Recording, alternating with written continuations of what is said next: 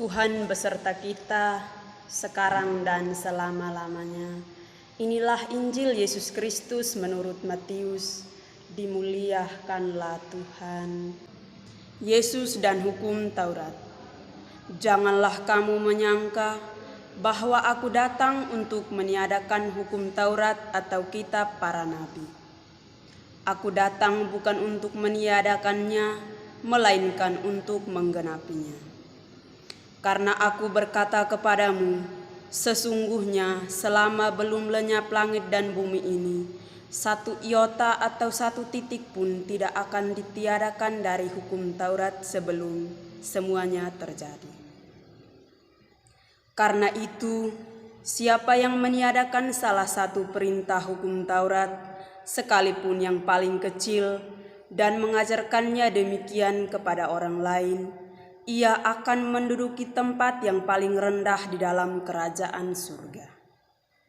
Tetapi siapa yang melakukan dan mengajarkan segala perintah-perintah hukum Taurat, ia akan menduduki tempat yang tinggi di dalam kerajaan surga.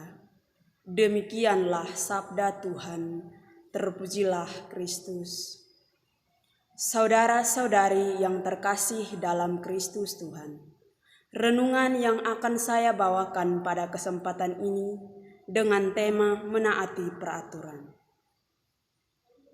Jangan pernah jadikan aturan menjadi keputusan.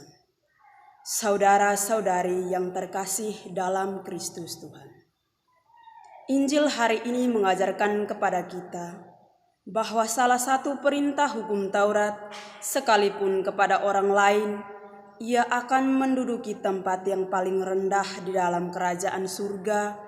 Tetapi siapa yang melakukan dan mengajarkan segala perintah-perintah hukum Taurat, ia akan menduduki tempat tinggi di dalam kerajaan surga. Saudara-saudari yang terkasih dalam Kristus Tuhan, kepatuhan atau perilaku manusia adalah perubahan sikap dan tingkah laku seseorang untuk mematuhi perintah orang lain dengan penuh sadar dan sepenuh hati. Sikap ketaatan menunjukkan rasa patuh dengan melakukan perintah orang lain.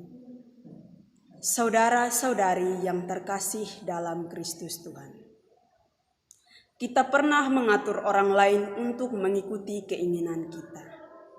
Kita membuat aturan supaya orang lain memenuhi keinginan itu. Namun, ketika seseorang tidak mengikutinya, kita menjadi marah. Seringkali terjadi bahwa seseorang tidak taat pada aturan karena aturan lebih membebankan daripada membebaskan.